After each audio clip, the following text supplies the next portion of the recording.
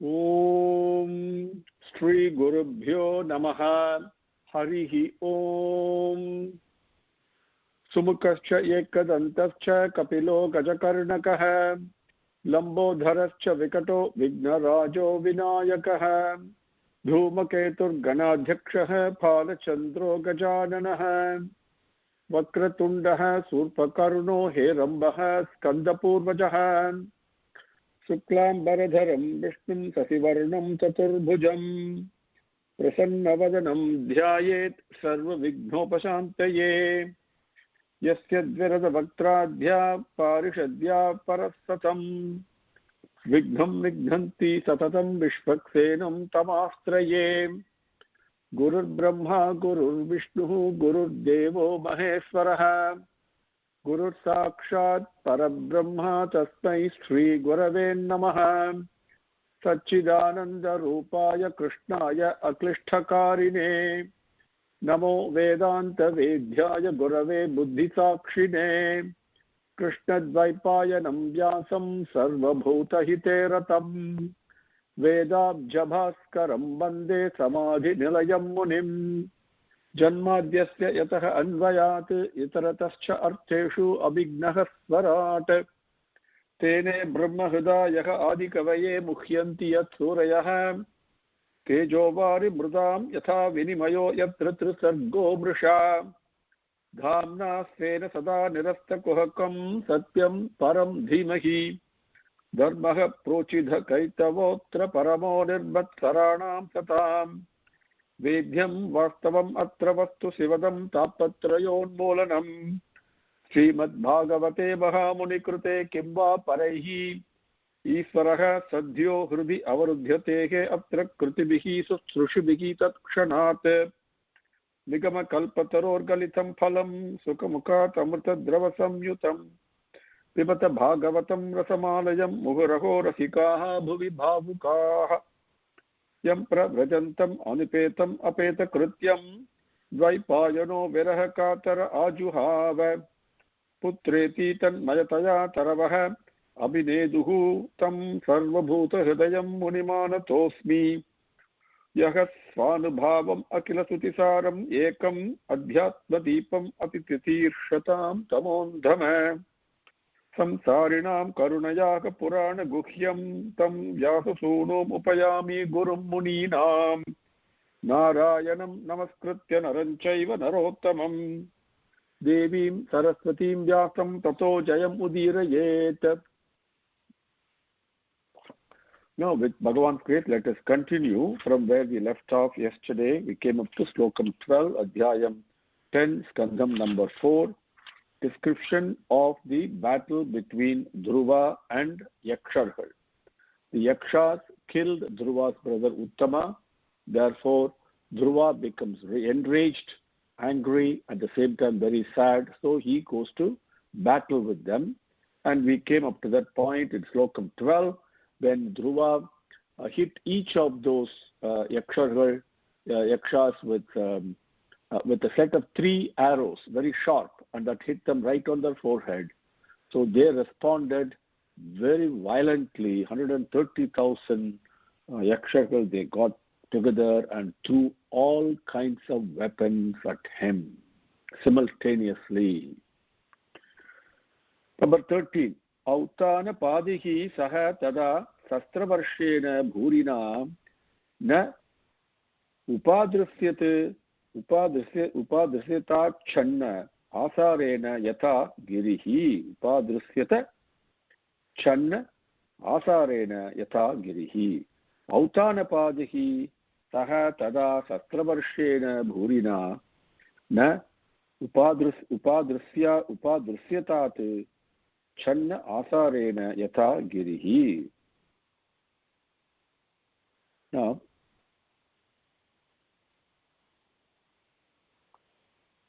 Tata at that time, this is where basically this slokam says, at that time when they threw all kinds of weapons at him, and when very heavy rains come and they actually cover all the things that you cannot see anything that has been covered by them, right? It has been covered, it has been like a blanket of water falling on something, you cannot see that object. It is like that when so much of rains of the arrows were raining on Dhruva and his chariot and the Sarathi and all that, so Dhruva could not be seen. He was not visible. Tata, at that time, Asarena, with the showers of rain, Channaha Girihi Yata, how the mountain gets completely covered by the heavy rainfall and you cannot see the mountain, like that, Bhurina Sastravarshena, with the great shower of arrows, okay, Channa being covered, Saha Autana Padihi, that Dhruvan, Uttanapada's son, so Autana Padihi. So Saha Autana Padihi, that Dhruvan, Na Upadrusyata, he was not to be seen, he was not visible. Number 14. Hahakaraha Tadaiva Asit Siddhanam Divi Pashyatam.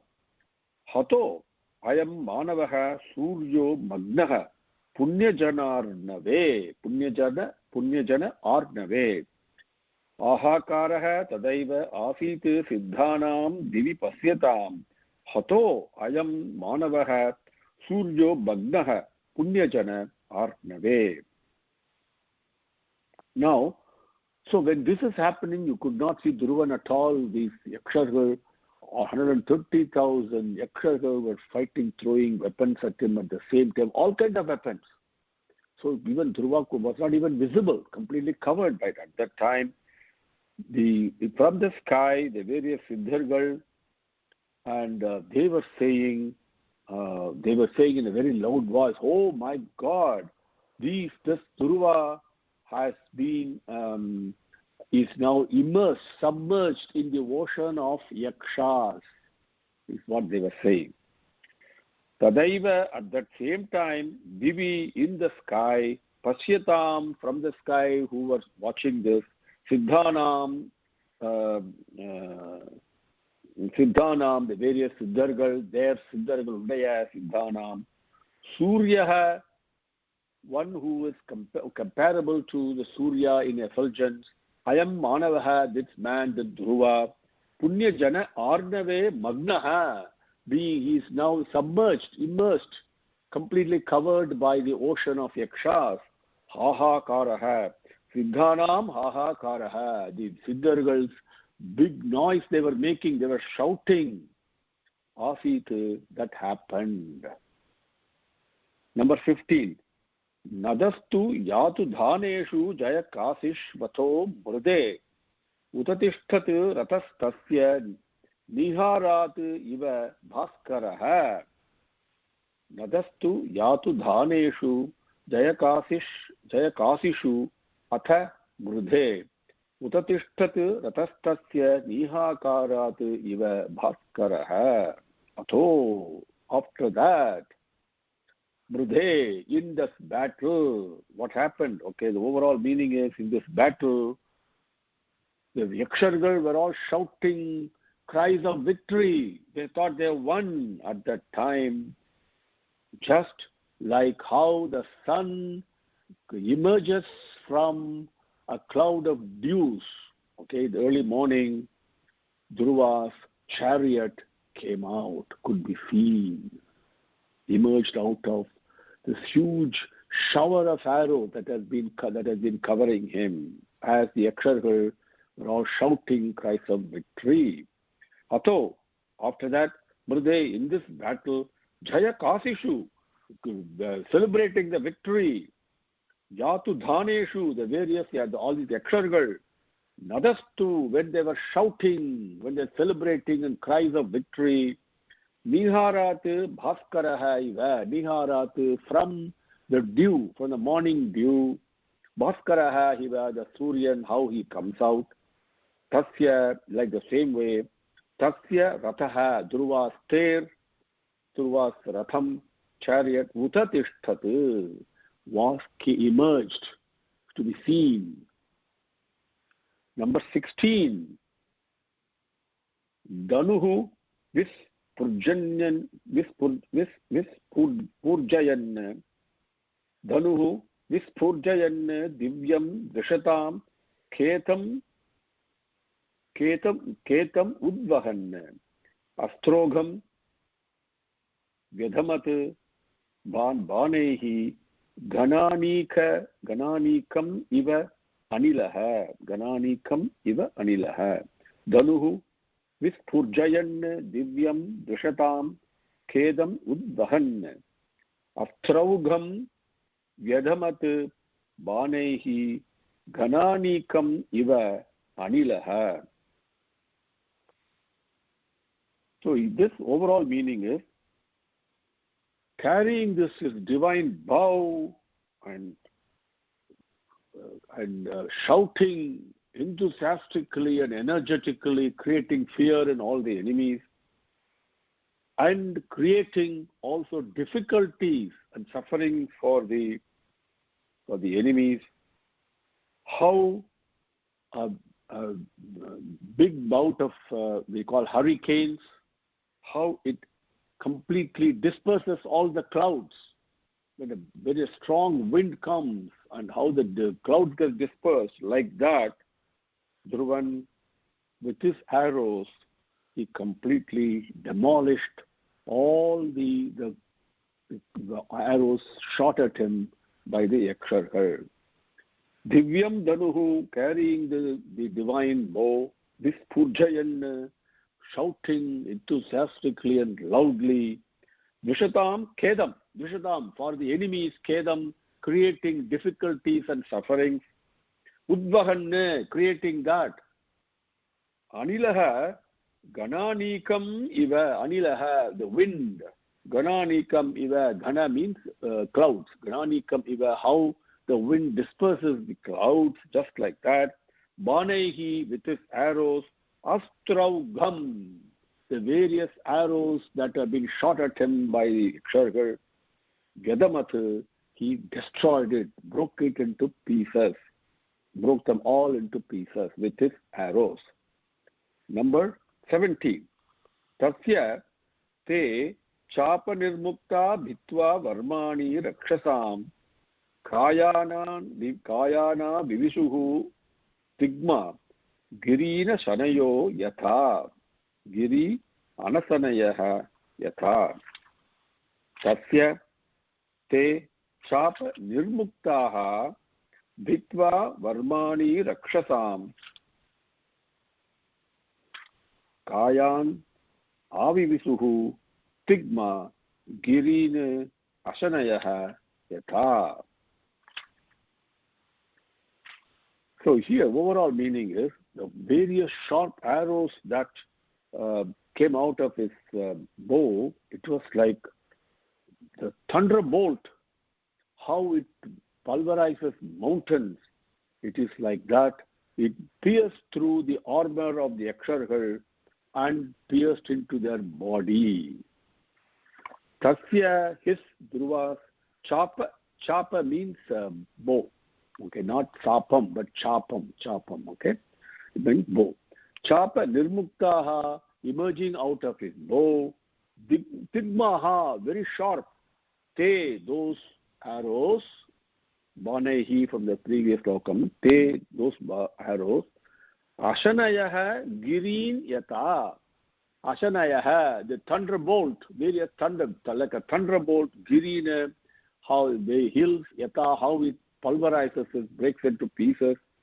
Like that, Rakshasam, Varmani, Rakshasam, the Yakshargals, Varmani, the armor, Bitva, piercing through that, Kayan, Avivisuhu, then entered their body. Number 18 and 19. Ballaihi Sanchityamananam Sirobihi Charu Kundalaihi. Again, descriptions of the various armors and the and ornament that they were all wearing.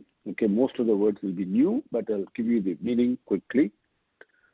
Ballaihi Sanchityamananam सिरोभिः चारुकुण्डलैः उर्भिः हेमतालाभैः दोर्भिः वलयवल्कुभिः हारकेयूर मुकुटैः उष्णीषैः च महाधनैः आस्तृताः ताः रणभुवः रेजु वीरमनोहराः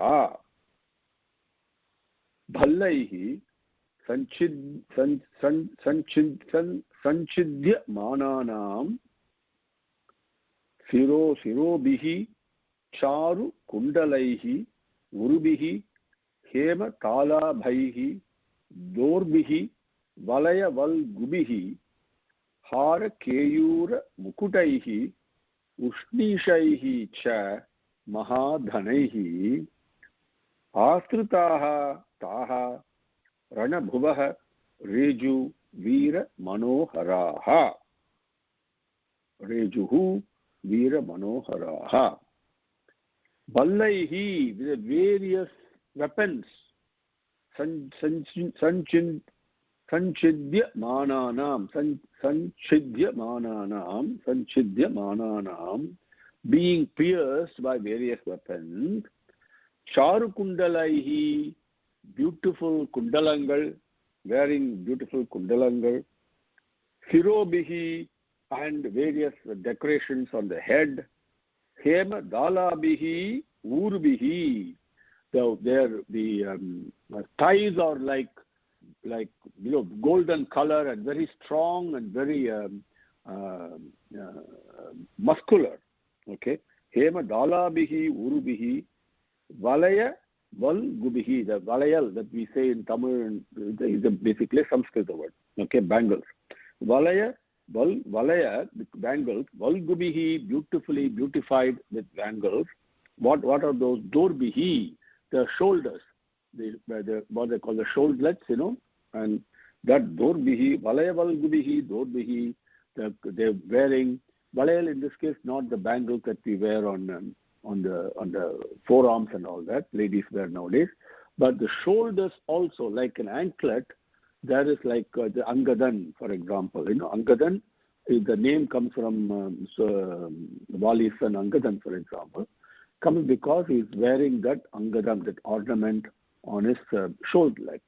Okay, and so that it is that the description they are doing. Valaya valgubihi dorbihi. So his shoulders were all beautified with those shoulderless valayangal. Hara keyura makutaihi. Hara, various garlands. Keyura, again, keyuram is also the shoulderlets, and makutaihi are the crowns. All these things, Meyukotehi, Mahadhanaihi, Ushnishaihi cha, Ushnishaihi means what we call as the, not the crown, but we call it as various head dresses, the dresses that people put on their head, the way that in Tamil we call it a Talappagai, even in North India, and you could see that even today. So they all wear that. That is what Ushnishaihi cha. But those are all Mahadhanaihi. They are all very precious and highly, very expensive things that they were wearing. All these ornaments and all being described. So who are all wearing this? Astrutaha, being decorated with this. Taha Rana Bhuvaha. Those warriors in that battle. Veera Manoharaha, Veera, all these courageous warriors, they're all attracted by them, because not only the physical beauty and the physical effulgence, but also their strength, that masculinity, that courage, everything was there shining through. Veera Manoharaha, those Ranabhuvaha, those warriors in that battle, Rejuhu, they all shone, they are shining like this. Number 20. Hata Vasishtha Itare Ranajirat Raksho Ganaha Kshatriya Varya Sayakaihi Prayaha Vivritna Vayava Vidudruvuhu Mrugendra Vikritata Utapa iva. Yuta means elephant. Okay. Mrigendra is lion. How the lions and elephants fight and what happens, that is what the comparison is given. And overall meaning is the Yakshargal, number of them have been killed by the sharp arrows from Dhruvan, and whoever is left over, their balance, they all, their body, the various parts of their bodies have been cut out, and they're all suffering, blood oozing out. And some of them lost their hands, legs, and whatever else. So various parts of the bodies have been cut, and with those broken bodies, like the way when a herd of elephants fight with a lion, and after some time they all run away. The elephant runs away, even though the elephant is more powerful, it runs away. And like that, all these warriors who were not dead, but were highly wounded with broken bodies and all that, they ran away from the battle. Now, number 20. Hata vasishtha itare ranajirat raksho ganaha kshatriyavarya vasayakaihi prayah vivrikna vayava vidudruvuhu mrigendra vikridita yutapa iva. Hata vasishthaha. Hata means killed. Vasishthaha, balance, whoever is not killed. Hata vasishthaha. Itare, other. Rakshoganaha, the groups of Yakshargal. Kshatriya Varya Sayakaihi. Kshatriya, in this case, it denotes Dhruvan, and Dhruvan is a Kshatriya. Remember, Uttanapadan is son of Manu. Manu was the very first Kshatriya, means the king, right? To take care of Kshatriya, the meaning is, comes from the word Kshudd. Kshudd means to protect. So to protect all the citizens and all the beings and all that. So Kshatriya Varyasayakaihi, with the arrows that have been sent by Dhruva, Prayaha. Prayaha means mostly Vivrikna Vayavaha. Vivrikna Vayavaha, with broken bodies. Various parts of the bodies are broken and cut and all that. With that, Mrigendra Vikridita Yutapaha. Krita means to play, in one meaning, but here it means to battle. Mrigendra means lion, and Yutapaha is groups of herd of elephants. So Mrigendra Vikridita Yutapaha iva. The herd of elephants fighting with the lion, Mrigendra. What do? They, after some point, they all run away. Like that, these people who were left over, were not killed, but broken bodies, Ranajirat, from the battlefield, Vidudruvuhu, they ran away. Now, once they ran away, nobody was left, isn't it? So, Dhruvan could not see anybody to fight him. So he said, I will enter the city of Yakshargal. That is what he came, isn't it? But he could not do it. Why? Because the next slokam very beautifully says, Mayinam chikishitam janaha na veda. That's one Sanskrit phrase. Mayinam chikishna means to desire, what the plan is, right? What the thinking is. Mayina means, it's not Maya. Mayina means people who are deceiving, deceptors, cheats. Okay? Vanchagargal, as we say in Tamil. So, Mayinam, Chikishitam, the thoughts and the objectives and the plans of people who deceive you and who cheat you, the con people. Con men is one word, but here people who are actually deceiving you, and evil people also, right? Who are out to hurt you. And Chikeshitam Janaha Naveda, people do not really know what is in their mind. So that is the way the slokam ends. And so Dhruva, nobody to fight him now. Everybody has run away, the other people have been killed, and the balance has been run away with broken bodies and all that. So he wants to enter the city, but he could not do it because Yaksharagal have a plan, a plot that is coming, how the Rakshasaragal, they all fight.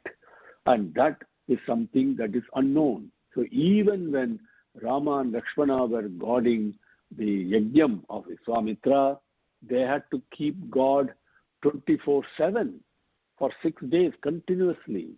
And they had to look at all directions continuously without sleep because they did not know. Nobody can know what the Rakshasaragal will do, what their deceiving, deceptive plans are, scheming, what scheme they do. So Dhruva could not enter the city. This thing enters, saying that nobody can know what the Vanjahagal, the bad people or the Rakshasaragal are plotting or planning, what scheme they are thinking of. Now, we will stop there because the next few slokams will be continuous after that, what the Rakshasaragal do and all that. And with Bhagavan's grace, this Adhyayam is only 30. So with this good, maybe we can do the remaining 10 slokams tomorrow, and that will be the description of this battle. And then the battle continues, and then next Adhyayam, because Dhruva becomes so angry and nobody could stand up to him, Manu comes, his own grandfather, and then he gives him advice. Okay? That we will listen to. That comes in the next Adhyayam, number 11. So with this slokam 20, with Bhagavan's grace, we will conclude for today. Om Shri Gurubhyo Namaha Harihi Om Samastalokaha Sukhino Bhavantu Samastalokaha Sukhino Bhavantu Samastalokaha Sukhino Bhavantu. Om Shanti Shanti Shanti Harihi Om. Om Shri Gurubhyo Namaha Harihi Om. Sumukascha Ekadantascha Kapilo Gajakarnakaha Lambodharascha Vikato Vignarajo Vinayakaha Dhrumaketur Ganadhyakshaha Palachandro Gajananaha Vakratundaha Surpakarno Herambaha Skandapurvajaha. Now we will continue with Bhagavan's grace the Bhagavata Vahini, reading and listening at the same time. It so happens I have the role of the reader today, but does not mean that I'm also not listening. So it's very important we all listen to Bhagavan as he speaks, as he narrates a story. So chapter 2, the birth of a God-loving person. Maharaja Parikshit was the very self of Abhimanyu, who had attained the heavenly board of heroes. When Parikshit was an embryo growing in the womb of Uttara, he saw the sharp arrow shot by Ashwatthama flying towards him, emitting sparks of fury and terror bent on his destruction. But at that very moment, he also saw a person of brilliant charm, armed with a terrific wheel, breaking that death-dealing arrow into 100 pieces. The royal fetus was filled with wonder and gratitude. He pondered deeply on the identity of his savior. Who is he? He must be dwelling in the womb with me, because he could see the arrow at the very moment I saw it. But he has such intrepidity and skill that he could destroy it before it reached me. Can he be a uterine brother? How could he get hold of that wheel? If he is endowed with a wheel, why wasn't I? No, he is no mortal. He argued thus for a long time within himself. He could not forget that face, that form. It was a boy with the splendor of 1,000,000 suns. It was benign, blissful, blue like the clear sky. After saving him so dramatically and so mercifully, the form had disappeared. He had the form always before him, for he was seeking to see it again. He examined whoever he saw to find out whether that form corresponded with the form he had referentially fixed in his mind. Thus, he grew in the womb, contemplating that form. The contemplation transformed him into a splendor-filled baby.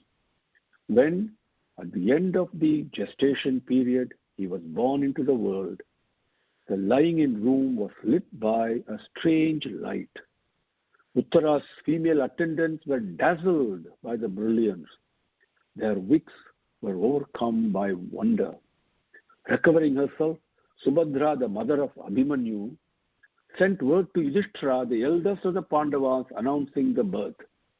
The Pandava brothers were overwhelmed with joy when they heard the glad tidings for which they were waiting anxiously. They ordered bands to play and guns to be fired in honor of the event, for a scion had been born for the royal family, a successor to the Pandava throne. The people heard the peal of guns and sought the reason for their joy.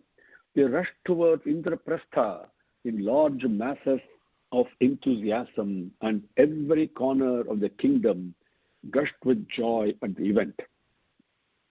Within minutes, the city was transformed into a heavenly garden fit for the gods to give audience to men. Yudhishthira distributed several varieties of sweets to all who came. He granted several cows as gifts to Brahmins. He instructed the ladies of the court to give golden casket full of saffron and kumkum to women. Brahmins were awarded silk clothes and precious gems. Citizens were transported with joy, for the dynasty had secured a heir. Night and day they revelled in hilarious exultation. Next day, Yudhishthira called the family priest, Kripacharya, and performed the rites of first cleansing of the infant. He satisfied the Brahmins by gifts of various costly jewels. The scholars and priests blessed the child and returned home. On the third day, Yudhishthira called to his presence renowned astrologers as well as famous palmists and soothsayers, for he was eager to know whether the fair name of the kingdom and its culture would be safe in the hands of the prince who had come to carry the burden of the state. He received them at the palace with traditional hospitality. They were given appropriate seats in the hall and were offered scents and silks. The king bowed before them and, joining his palms in reverential adoration, prostrated before them and prayed, "O wise men who know the past, present, and future, examine the horoscope of this infant. Calculate the positions of stars and constellations and the planetary influences that will guide his life, and tell me how the future will be shaped." He wrote down the exact time of birth and placed a note on a golden plate before them. The Pandits took the note, drew up the plan of planetary positions, and studied it with great care. They communicated to one another their increasing joy as they began to draw conclusions. They were in great joy themselves and could not get words to express their amazement.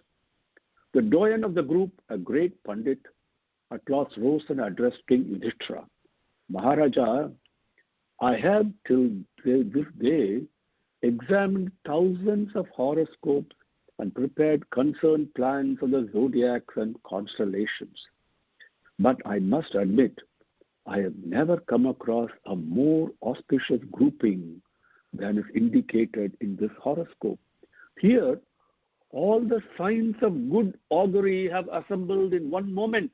The moment of this prince's birth, the moment indicates the state of Vishnu himself. All the virtues will gather in this child. Why describe each glory separately? The great Manu has again come into your dynasty. Yudhishthira was happy that the dynasty had such a good fortune. He was overpowered by joy. He folded his palms and bent low before the scholars who had given him such good news.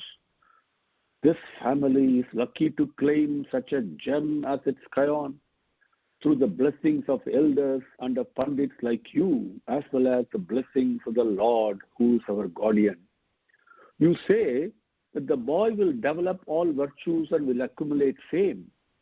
But of what use is all that if he hasn't acquired the quality of reverence towards pundits, spiritual aspirants, and Brahmins? Please look into the horoscope once again and tell me whether he will have that reverence. The leader of the astrologer replied, you need entertain no doubt on that score. He will revere and serve the gods and the Brahmin. He will perform many sacrifices and rites that are prescribed in the ancient text. He will earn the glory that your ancestor Bharata won. He will celebrate even the Aswamedha. He will spread the fame of this lion all over the world. He will win all things that gods or men covet. He will outdistance all those who have gone before him. They extolled him in various ways to their heart's content. They stopped because they were nervous to recount all the excellences. They feared they might be charged with exaggeration and flattery if they continued to detail the conclusions they had drawn from the baby's horoscope. Yudhishthira was not satisfied. He wanted to hear more from them of the excellences of the prince's character. The Pandits were encouraged by this yearning. They said, O king, you seem eager to know about some more aspects of the child's fortune. We shall be only too glad to answer specific questions that you feel inclined to put us. Noting their enthusiasm, Yudhishthira came forward and asked, during the regime of this prince, will there be any great war? If war is inevitable, will he achieve victory? No, said the Pandits. He won't be pestered by any foe. He knows no failure or defeat in any undertaking of his. This is absolutely true and unshakable truth. Hearing this, Yudhishthira and the brothers Bhima, Arjuna, Nakula and Sahadeva looked at each other with great joy. Meanwhile, Yudhishthira began to speak. He had said, if that is so, but before he could complete the sentence, he hung his head and was plunged in thought. The Pandits noted it and said, you seem to be anxious to know something more. You have only to ask, and we shall readily answer all questions. Of course, I'm happy at all the answers you have given. He will be virtuous, famous, triumphant over all, loving and kind, treating all equally. He will perform many sacrifices and rites. He will have no enemies, and he will bring honor to the dynasty and restore its reputation. All this gives me great joy. But I'd like to know also how he will meet his end. The brothers saw Yudhishthira getting rather upset at the anxiety that agitated him over this problem. His voice had faltered a bit when he put the question. They consoled him and said, why worry about that at this stage? The end has to come someday, some way. It cannot be avoided. Something will cause it. Some circumstance will bring it about. Birth involves the contingency of death. We are afraid that the extreme joy of this incident has queered our line of thought a bit. We think this much is enough. We shall leave the rest in the realm of doubt. Let us not probe further. Let us leave it to God. But Yudhishthira could not give up his desire to know how such a virtuous, ideal prince would end his career on earth. He imagined It must be a truly wondrous finale to a glorious life. So he wanted the astrologers to tell him about it. The scholars set about the calculations again, taking a pretty long time over it.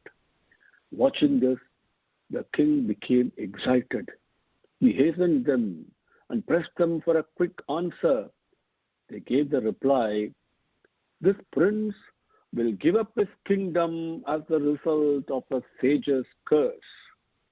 Yudhishthira wondered how such a paragon of virtue could ever invoke upon himself the curse of a sage.